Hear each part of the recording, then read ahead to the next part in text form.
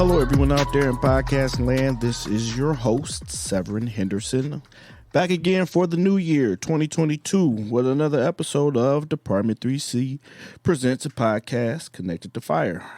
Today, I have the opportunity to speak with the Black Fire Brigade. This is one of the podcasts I've been trying to get for a while, and actually, the last time I was tutoring, the principal came up to me and said, "Can we be on your podcast?" I said, "I've been wanting that forever." Like, what do you mean? We can do it right now. I was about to go get my bag out the car and set up studio in the firehouse and everything. She said, "No, we'll come through. I'll bring some students. We'll make it real good." The only person we're missing is Lieutenant Quentin Curtis. He had a family emergency that he had to tend to. He's been a busy man all around. We've had some funerals going on, 3 to be exact. Just having to be everywhere all the time. It's just been a hectic time for the CFD as a whole, for him as a person, for the Black Fire Brigade as an assist. Just like I said, everybody's had a rough time to start the year so far. But we're going to get this year on track. We're going to get it going. We're going to think positive. We're going to have everything going in the right direction because that's what we all about, optimism. So without me talking that much longer, I'm going to introduce the principal, and then we have 2 students here from the Black Fire Brigade. So Teri, Miss Winston, can you please introduce yourself? Good morning. My name is Teri Winston, and I am a principal at the Black Fire Brigade. Black Fire Brigade is an organization that was started by Lieutenant Curtis June 2018 with the mission of preparing young Black men and women to enter the EMS service.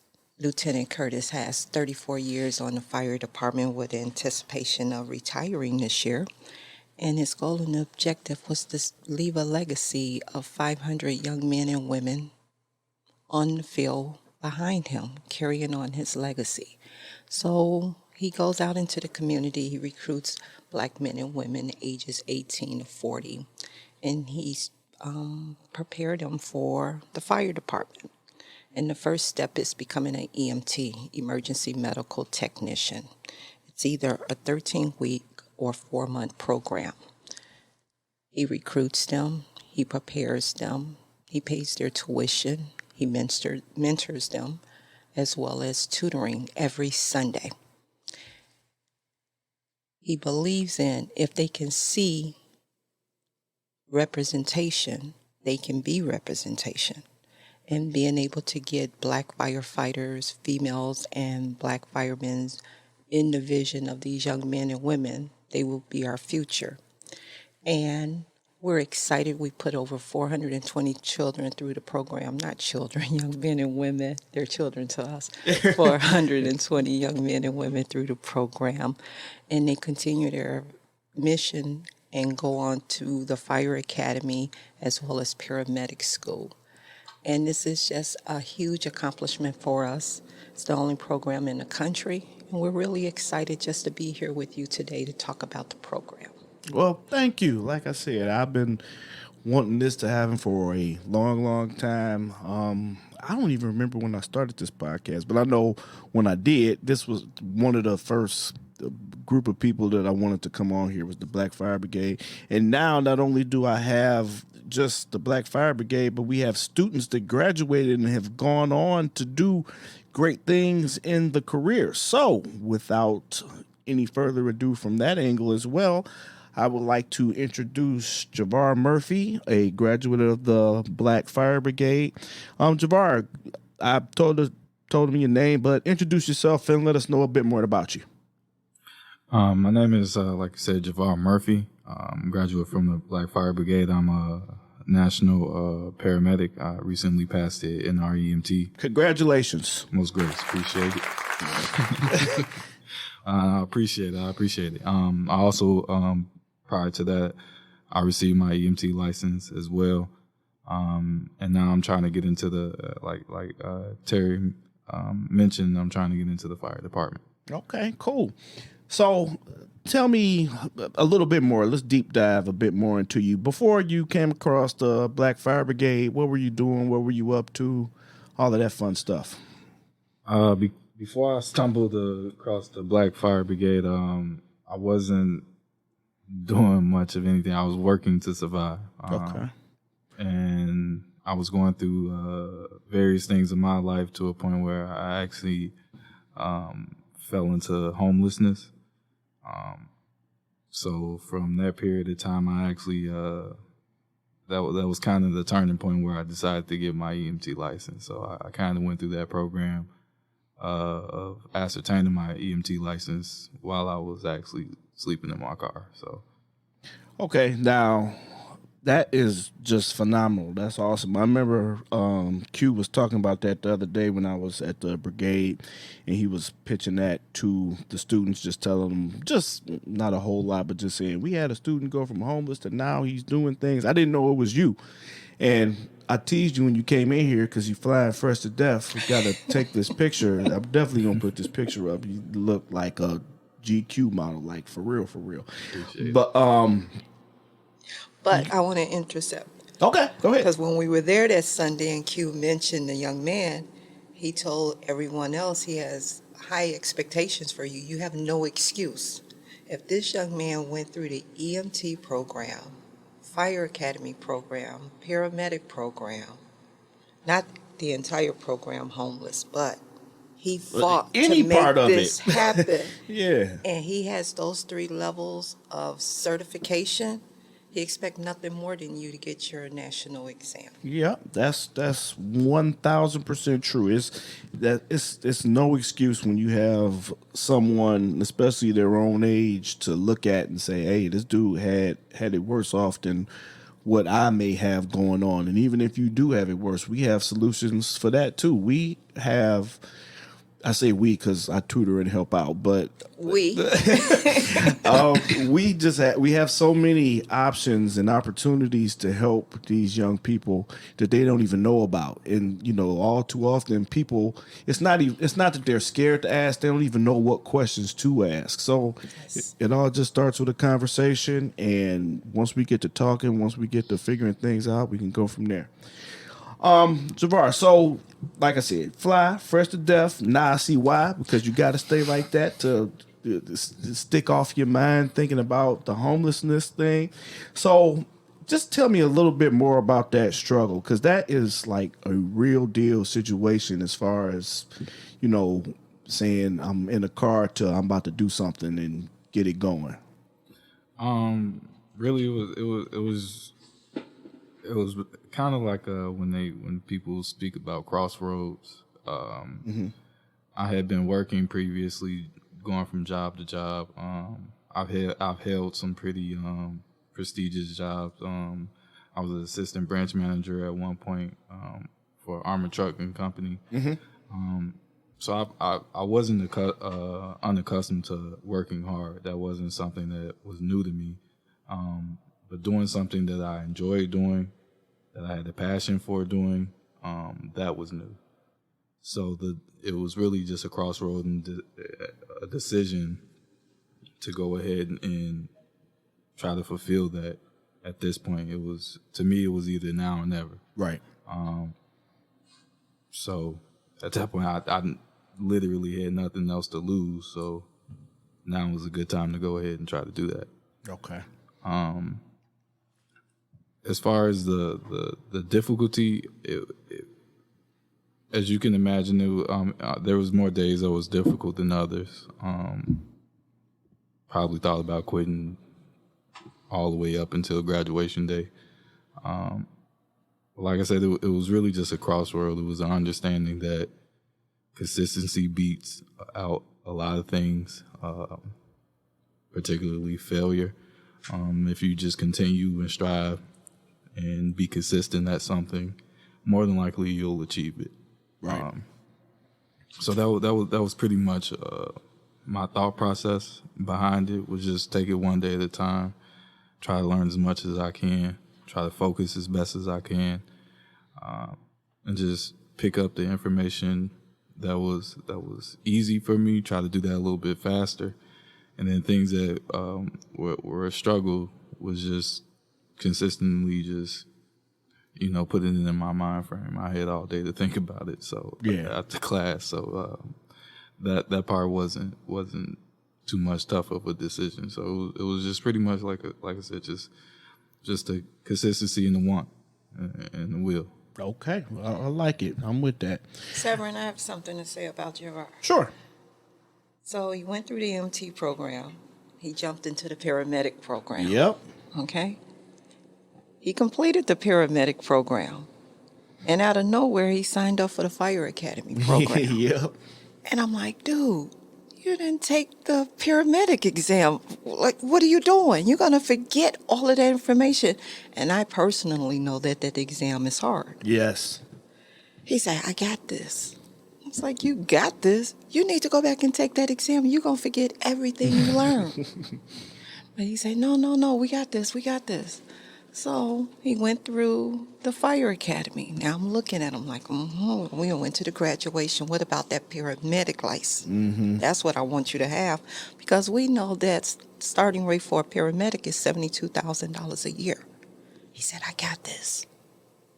Do you know he turned around less than 2 to 3 weeks after he completed the fire academy, went back and he passed the national exam for the paramedic program on the first try? Oh my, yeah. Like you said, I know for a fact that test is no joke and that is hard. It's hard. So, that's just an attestament to who he is when he decided that he wanted something.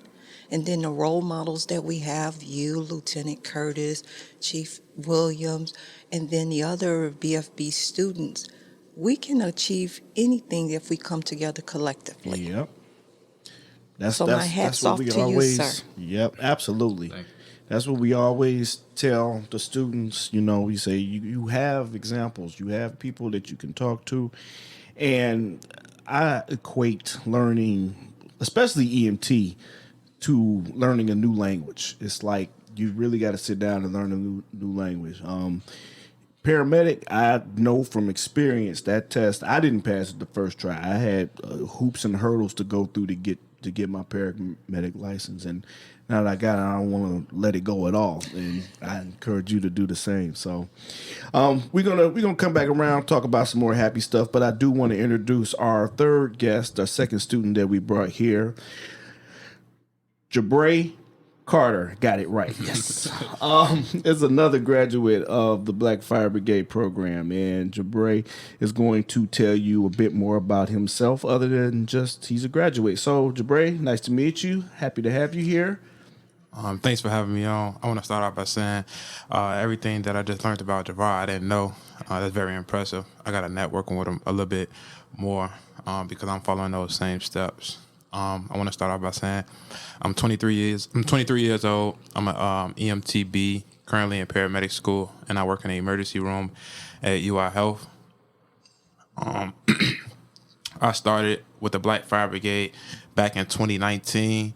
I actually went to the first responders course by myself at Malcolm X College, where I had met some of the Black Fire Brigade students there, specifically this guy named Nico Riley. Mm-hmm. He was telling me a little bit about the Black Fire Brigade, and then he introduced me to Q. And at first I thought it was just like a mentor program, and I'm like, I don't really, need another mentor. I ain't for this. Yeah, and I thought they may have been like charging, and at that time I couldn't afford anything. But then when he's deeply explained it to me, like, it's not just a mentor program, it's like a second family. You don't got to pay for nothing, just come to one tutoring session. And then that's when I went to the tutoring session and then met Teri, and then they got me with the Lifeline Ambulance Academy for free. And then ever since then, it's just been up. Now I'm in a Malcolm X paramedic program because of Teri. And I honestly could say I didn't have to come out of my pocket $1 to do anything that I do with the Black Fire Brigade, and all they do is just ask us to like return a favor to the next upcoming students. So that's what I've been doing, like mentoring the other EMT students and stuff like that. Yeah, all of them. Just remember that. You keep that up. You keep going with that. For myself, that was the first speech I heard when I walked into my first volunteer part-time fire department. My chief, I talk about him very fondly, and I talk about him a lot. Chief Lloyd Knowles, he did the exact same thing for me. I got to go to EMT school for free. He just sent me. I came up there, I hung out, sent me to EMT school. Paramedic school was on me, but little did I know I earned a scholarship from high school. So when I went to sign up, they said, "Oh, you got some free money here." I said, "What?" And got in paramedic school with that. So all too often in the fire department, we say, if it's free, it's for me. And that's just because we want extra stuff. But with this situation with you guys, you didn't just say, if it's free, it's for me. If it's free, I'm going to take this and do something with it. Because that's the part that I love and appreciate, is that you didn't just take a free opportunity and blow it and waste it and say, "Oh, it's whatever. They gave it to me. I'll see you later." You actually put in time and work. And you kind of skipped ahead what I was going to ask you too, because you're in paramedic school. He finished paramedic school. I was going to ask, Javar, did you have any advice for our other comrade here? I can't say the names close together like that. I get it. My biggest advice would just be don't get down on yourself and don't allow yourself to quit. Learning all of this information, especially coming if you're not used to being around that information. Some people are first generation or second generation in various fields of medicine, so they might have been exposed to that type of the terminologies and things of that nature. But if this is truly new for you, don't get down on yourself if it's tough to get it. It's difficult. It's all difficult information to me. Like I was just saying, it's just about consistency and finding what works for you. Fortunately for me, I've been through a little bit of schooling and just different periods of trying to gain information. So I kind of know what works for me in terms of retaining the information. I'm real big on books, on words. I can read a book. I can and extrapolate a lot of the information out of it just simply from reading it. But there's other parts in it that I needed visuals. YouTube was a big help for me. Anything I would type in anything that I didn't know and then put dummy at the end of it. That's how serious it was for me. Because at the point I didn't care that other people understood the information. I didn't care when the instructor was like, everybody understands that, and nobody would say anything, and then I'd just look around and be like, I don't understand. Mm-hmm. I'm that guy, and everybody be looking around at me. It might have been something simple, but for me, it was going over my head, and I would ask the question to the point where she would just say, "Well, just come to me after class." All right. Yeah. Believe me, somebody else had them questions too. It's just all too often people don't want to be the person to ask. Absolutely. Severin, before we get too far off track, okay, I would like Mr. Javar to tell you why he's so passionate about becoming a first responder, because he has a personal story that made national news. Oh, you got a story? Yeah, hit us with it. So back in 2019, while I was in EMT school, I had a little experience as being a first responder. So I thought, of course, my family think, medical person. So my grandfather unfortunately passed away with CFD. The building manager had called for a person for unknown cause of a man down. They get there, the paramedics enter the room. One paramedic entered the room. They was in there less than 1 minute. They said they assessed him. They said they found him face down in the pool of blood, and they said he has been dead. They pronounced him dead. They called my family. I went there maybe like 3 or 4 hours later. I went to see him one more time before the funeral home got there. When I walked in the apartment, me and my friend, we went in there. My grandfather wasn't dead. He was moaning and groaning. He was reaching for us.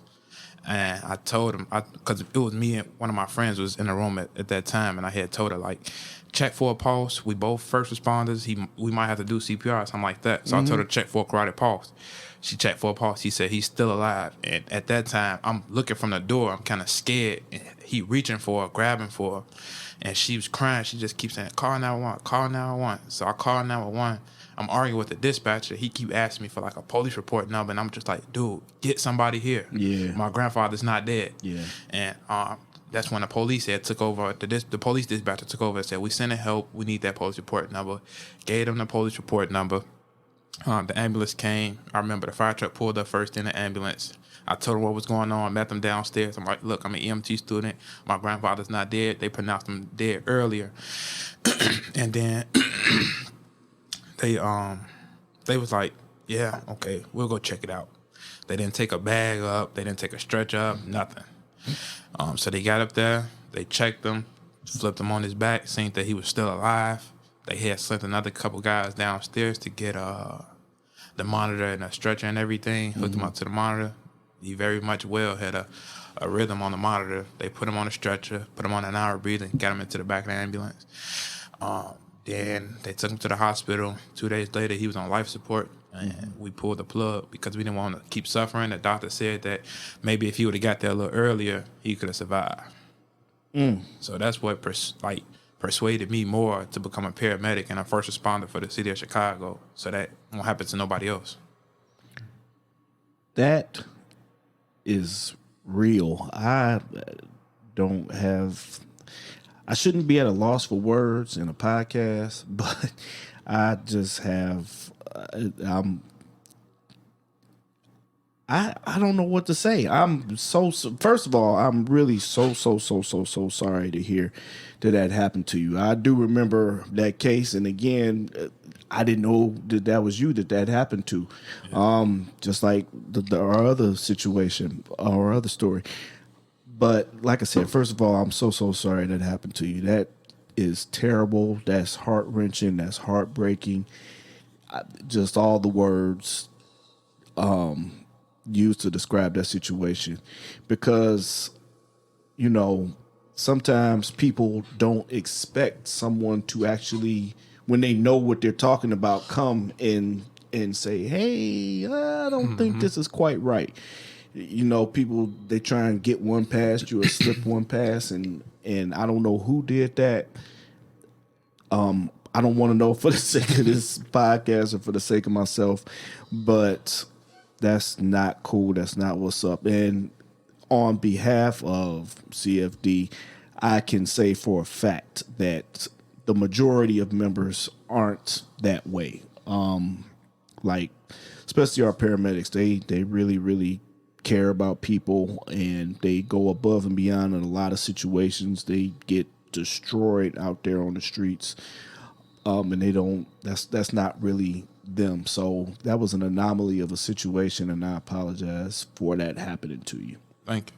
But I'm excited that he's in the program. Well, that's what I was just about to He's say. making a difference. He's reaching back, helping other EMTs, making sure study sessions that they're on point. Right. Well, that's why I said I know you guys, but I don't know you guys because they are up there. They still come back when they got the time to kind of help and talk to the new students. I was going to call them kids too. I still call them kids. But they talk to the students. They teach them. They help them along. They really are giving back. And the fact that you want to get on CFD so that won't never happen to nobody, I love that. That's amazing. That's the kind of people we need in this service all the way around. And not just the fire service or the paramedic service, but in the police service as well. So I'd like to cover all three realms of first response, police department, fire department, paramedic, just because I've had experience and done all three. And the thing, like I said, that's an anomaly of a situation, especially for the people we have work here. I know with other jobs, I don't want to bomb on anybody, but that's more likely to happen.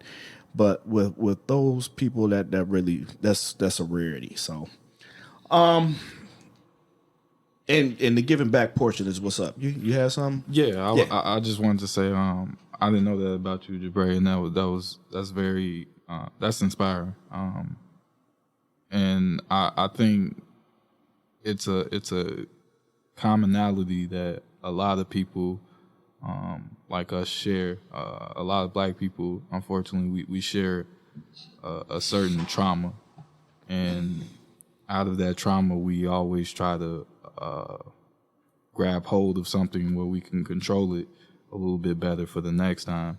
And as you were speaking about policing and fire and medics, I think there's a majority of young people out there that would like to do those type of things. They just don't. They're not necessarily aware of the avenues or the process of getting there. So they, unfortunately, you see them turn to things that aren't necessarily conducive, or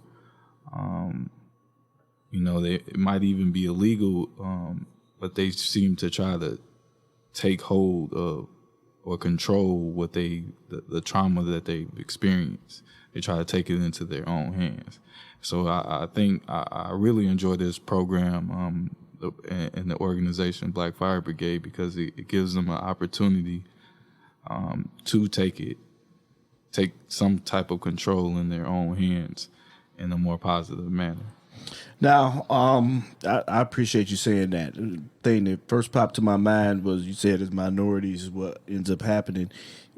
For our entire existence in this country, we've been taking lemons and turning them into lemonade. Like, just anything that we have and anything we're able to use, we make something of it. I was talking to a good friend of mine. He was talking about where inoculation for smallpox came from, and it came from the slaves taking just a small amount of smallpox from somebody else that got sick and pus, put it under their skin. You know that from medical school, what that's called. That's another way we administer some of the drugs that we administer, and that would inoculate the person and they went on to save like a lot of people. It just was talking about how the fact that we have the shot and corona stuff going on now, and it just kind of parallels to that. But that was Black people that figured that out, and that was minorities that figured that out. And like I said, took this crap and turned it into a nice situation. They just turned it into something better. So, And then I want to say something what Javar just said with Lieutenant Q. I love the brotherhood and sisterhood that you all have on the Chicago Fire Department, that he was able to come to you all and say, hey, we have this opportunity. Let's become role models and mentors to young men and women in the streets of Chicago. If we teach them to save a life, they'll be less likely to take a life. are you like jumping in my head? Because I literally wrote that down Are to you talk to you right now. That was where I was going to. Okay, so they're less likely. So right now we see a lot of violence on the streets of Chicago. You're going to see a new direction that Q is going to take when he's mentoring this program. He is so inspired by the young men and women that come and sit down in the classroom to become mentees and learn this program, because when he see you all in action, when he see your leadership, Javar is the very first one to pass the paramedic exam. That's impressive. That is. That we had somebody start from EMT to Fire Academy. Now he's a paramedic, all 3 levels of certification, ready to become a future firefighter, paramedic on the Chicago Fire Department. When we look at Javar down there, he takes on the leadership. He comes to the firehouse. We had 4 engagements this week. We had funerals that we had to attend. One of our former BFB students passed. But Javar was like, I got this. He recruited all the students to come back in, bring the uniform, and we all went and we honored honor guards and visit all the funerals. But he took on the leadership. He's driving the paramedics. You all have created an environment of becoming role models to them, that they want to be like you. So they jumping at the chance right away. It's like, we ain't waiting for y'all to move out the way. We going to step in right now. What do you want me to do, Chief? What do you want me to do, boss? We got this. We got this. So I, as the administrative and the civilian, sit back, and when I see these young men, they don't get the news coverage that you see, that the news broadcast covers every night. They are doing something. They're going to change our city. They're going to change our communities. Imagine, just right here, Javar qualifies right now to make a minimum of $72,000 a year. He told you he was homeless. Yep. He told you he was a branch manager, so he has some type of level of education. Absolutely. But now, fire departments are calling us from all over the country trying to figure out how to get in touch with him Yep. to bring them to their state. Yep. We're going to keep them here a little bit Look, because yeah. we did this. But I'm just beyond impressed, and I'm just grateful that, you would even put us on your podcast, even though you're part of the family, but put them on your podcast just to showcase greatness that's taking place in our communities. Absolutely. Hey, it's my pleasure and my honor. And I've been 20-ish years. I've been around fire stuff, and you said states calling you for him. I remember back home in Ohio, there were, now it's not the case anymore, very few black paramedics. And there is a city, the suburb of Cleveland, and they were like seeing, what was going on, even though that shouldn't be the case in the 2000s, but whatever. They were like, we need a black person. It's between you and you and me. I went to paramedic school, but I hadn't passed the test. My buddy, we actually knew each other and grew up together. He was a couple years older than me. He's still there now to this day. He took the he passed paramedic class. He worked in the city that I got hired in, so it was kind of bump up, move up, because he went on to this other suburb. I went on to the suburb that he left the spot for me at. And for a time, I was the only black paramedic there, and he was the only black paramedic there. So, Wow. I mean, like you said, places call looking for, what they need going on. I mean, whether it's say, hey, we need women to diversify. Hey, we need black people to diversify. They put out calls to try and find people. So, We had a win this week, 21-year-old. His father is a captain out in Maywood, but he was groomed from birth that he was going to be a firefighter. Yeah. And you know what I'm talking about, Yes. groomed from birth. yes. So we have a picture of this young man, 3 years old, on a fire truck, and his dad's putting a helmet on him. Mm-hmm. That means he's passing the torch. Mm-hmm. I want you to get that visual. Yeah. 21 years he put that vision into the making, and it manifested this week. 21 years old, graduated from high school, an EMT, a firefighter, an instructor, and now he's a paramedic. Job well done, Dad. Yep. Job well done. But because of you all, and when I say you, black first responders, just being a role model, a mentor for somebody else's kids. We don't know these young men and women. No, they come through the door. we don't know them. They come through and we We meet them. give them our time. Yep. We give them our energy, and we pay their tuition, and we stay on their behinds. Mm-hmm. But we're sitting across the table today from greatness. This is our future. Now, speaking of staying on people's behinds, because these stories I've heard about the pit bull in the skirt that when one of these kids do something wrong, you want them like white on rice. Is that the case? Yes. Yes. Okay. Yes. Teri, Give it to me. Come on.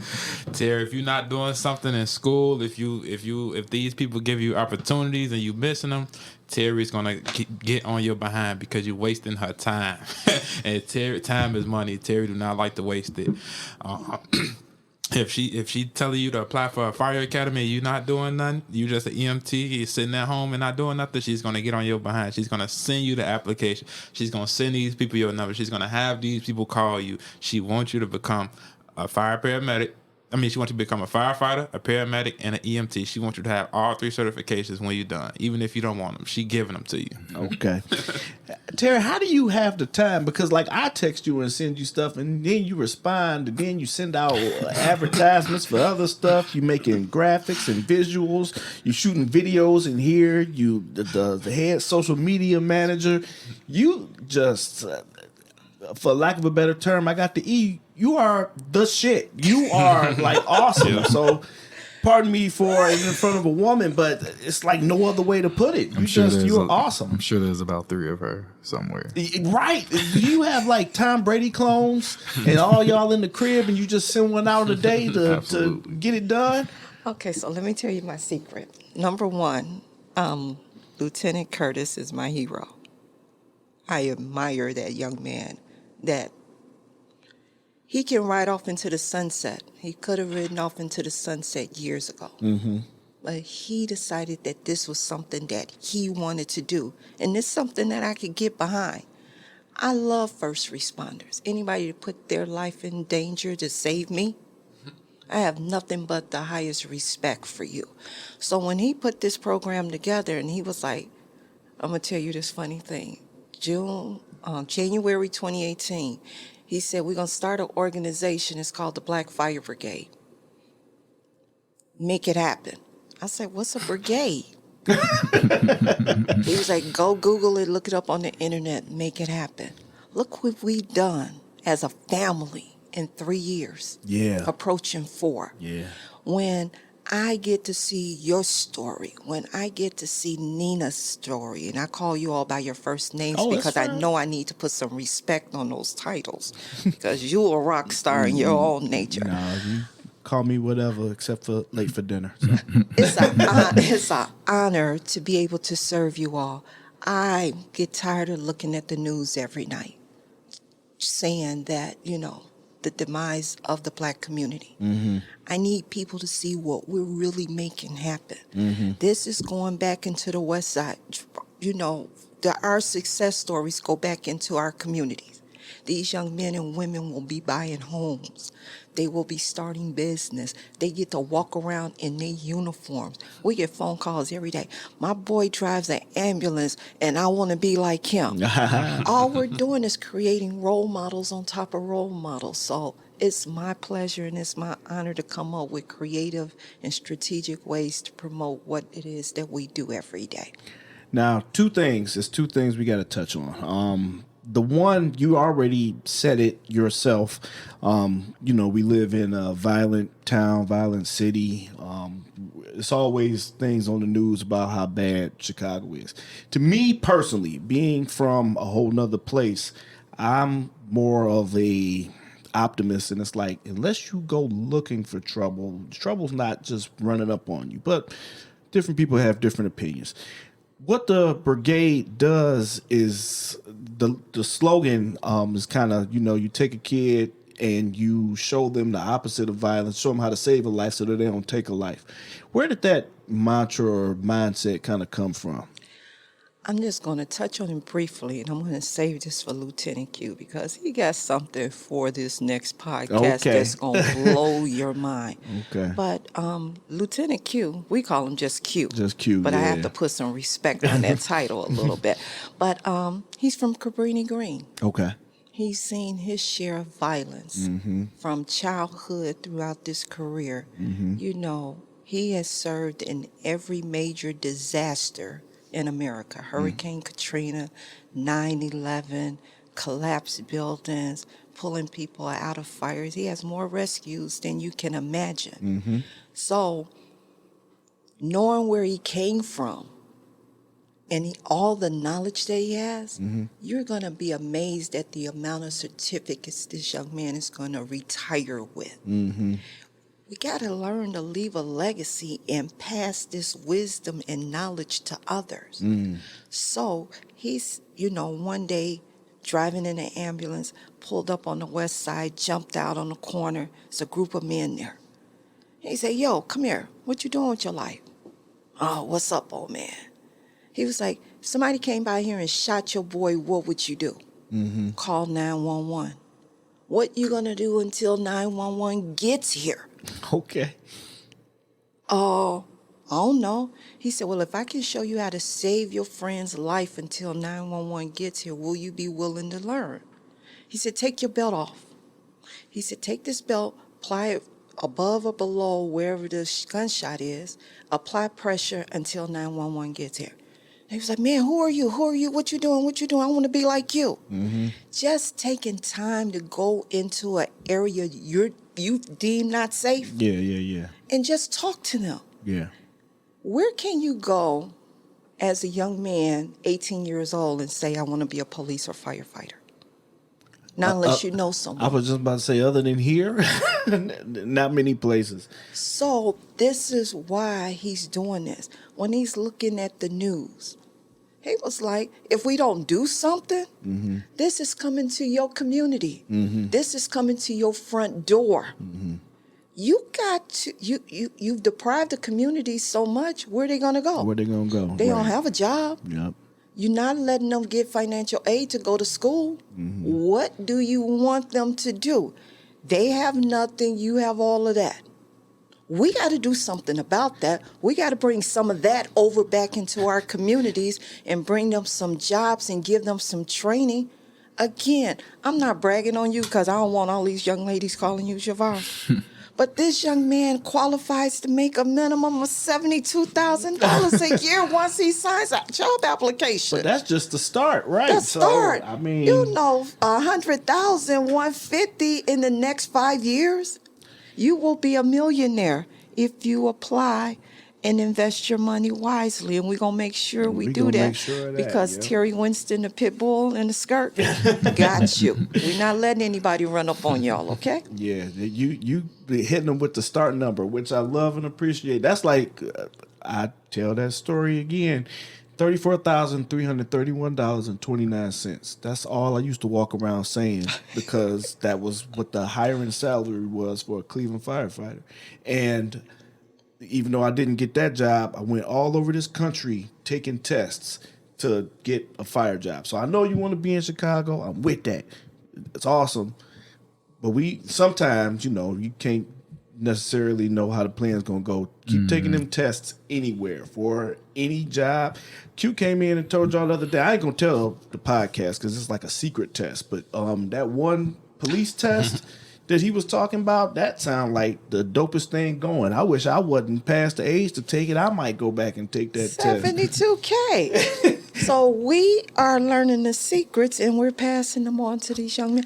And we've had 5 saved. I know that's not the correct term, but life rescues since we've been in existence in June 2018. We had one young lady had just completed the course. She was preparing to take her national exam, and that baby drowned at Rainbow Beach. I remember that. Everyone was screaming on the beach. What to do? Yep. She had a bikini on, fresh out of EMT school, and jumped into action and saved that baby until Chicago Fire Department arrived. Yep. So the training that, our students receive, it's just not the classroom. It's what they get on Sundays that's invaluable. When they get to call you and say, can I come hang out with you at the firehouse? And they got an open door policy and they can have lunch and dinner. We can't wait till COVID gets over with so they can come in and hang out with you guys. And then have them cook for us too, because some of them I'm sure is decent behind the stove. Okay. Now, speaking of Sundays, this was the other point I wanted to make sure we got to. We, like you said, we have tutoring on Sundays, and all are welcome. Students, past, present, future, all the way around. I bring my kids. Well, when COVID was going on, I used to bring my kids just so they could see what was going on. But we had the distinct pleasure of tutoring Mashawn Plummer, the firefighter that just passed away. And like a lot of times just around the firehouse, anybody know this kid? Anybody know this kid? Well, of course, his instructors from the academy knew him. His firehouse knew him. They had just made a year. But I knew him. You knew him because he came to the brigade. And I just remember he would always use my first name so happy, like, hey, Severin. I just thought that was just so funny. But just those are the type of situations. Those are the type of people we get to make connections with because of what you all created. I want to tell you the secret behind that. We love that particular group of students because we know right off the gate, once they come into the brigade, their salary is $60-some thousand. They just got to get through their course and get through probation, and then they up to some number. Yeah. It's our job and responsibility to make sure that they pass that EMT portion of the fire academy. Yep. And the fact that we saw Palmer and his classmates all pass and graduate, Yeah. and know that, we just had a little secret recipe in there and watched them just grow and flourish. They all stopped by the brigade this week after the service. And it was just so touching, just to see them minus one. It was, like, because they came wow. through tough. They came through deep. It was like all of them when we were doing the tutoring session. So Yes. So, that tutoring session at the brigade is life-changing. That's all I can say. Okay. You all bring it. all right, so we're gonna get ready to wrap it up. I mean, we could go on forever and ever and ever, but we do want to have a part 2 where we have Lieutenant Q when he gets the opportunity to come back and speak for himself. So before we go, Jabray, I'm gonna go to you first. Since you come back and punch the kids in the head if they ain't doing what they supposed to do, what words of wisdom do you have for people in the service and those trying to get into the service? I would say stay focused, playtime later. Focus on your career first, and then you can have fun afterwards. I love that. I tell them now, I say, when they are already in the academy, I'm like, just shut it down for 6 months, and it'll be greater later. Believe me, trust me. It's hard, but if you got a girlfriend that's not your wife, tell her, hey, we might have to chill out for a while. If you got a boyfriend that's not giving you a ring, hey, dude, you might have to beat it for a little while, nerd. So, Javar, how about you? Any words of wisdom that you'd like to pass on? I don't know about it if it's words of wisdom, more just a thought process. Just don't get down on yourself. Keep striving for greatness. There's another day, and every day you have on this earth, you have the opportunity to do something. As small as it may be, you have the opportunity to do something. So keep doing it. Keep doing it. I like that. Teri, I'm not going to ask you that question because I just wanted to get it from the students to see what their words are, because you're probably going to be back again, or you can send it through Q if you got anything extra. Yes, sir. But for all three of you guys, is there any question that I should have asked that I didn't ask? Something that you really wanted to say that I didn't hit you with? No, not really. Okay. Oh, yeah, it is. Okay. For the people that's stopped at EMT, don't want to be a paramedic, I always want to ask them, what's stopping you? And, that's a great question. And you should probably ask. You probably could have asked it why didn't you do this straight out of high school? What stopped you? What's prolonging everything? I have a mini answer for you. Just a mini answer. For me, nothing stopped me. I knew what I wanted to do, and I learned this in a class for teaching. You have to ask someone to really dig deep for their reasoning for wanting to be a paramedic. EMT, that's the introduction, and you get to learn, what to do. It's a great skill to have. It's a great place to be at, but why stop there when you can know more? Again, for me, I can only speak for myself. I remember the day I said I'm going to be a paramedic. I went on a run as an EMT. A lady was having a heart attack. She was on the ground. And EMTs now have so many more skills than when I went to EMT school. When I went to EMT school, we were just taking blood pressures and putting Band-Aids on stuff. Now you guys have to know body systems, know how blood travels through the heart. You guys have to know drug interactions for the drugs that you are able to give and everything else. But when I saw this lady on the ground and it was nothing I could do other than regular CPR, I couldn't tube her, I couldn't start an IV. We didn't have AEDs at the time. I just had to do it, and people was around I'm glad that ain't my mother, glad that ain't mine, because if it was, I'd be mad. And I just felt so bad that I couldn't do more. the next day, I went to the college and signed up for paramedic school. I said, because I'm going to know what to do or how to do, even if I ain't got nothing but a straw and a paper clip like MacGyver. I'm going to know how to do something, or at least make it look like something. But a lot of times it really, truly, honestly does depend on the department that you're on.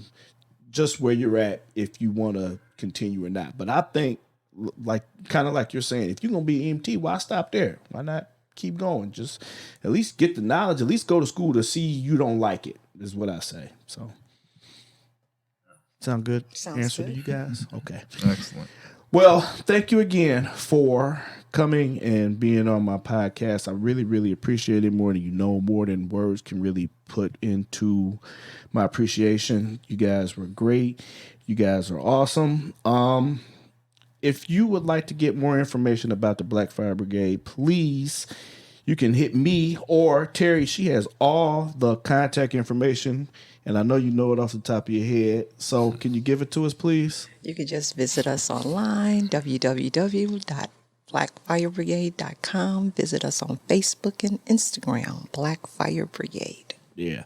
And those, especially Instagram, have some great videos. That's one thing, another thing I wanted to bring up, especially with you, Javar, the fact that you guys have Class A uniforms and know how to step off, and y'all were the pallbearers for one of the funerals that I saw online. So you guys, I shout out to you, salute to you. Thank you very much. Again, thanks for listening to this episode of Department 3C Presents, a podcast connected to fire. You can connect with us on all socials at Department 3C. That's Facebook, Instagram, Twitter. And if you want to connect with me personally, my name is at IamSevy, IamSevy, on all socials as well. And I look forward to hearing from you. Any feedback is what I would like to hear. Website, department3c.com, and email, info@department3c.com. With that being said, thanks for listening. Check you out next time. Happy New Year. Bye.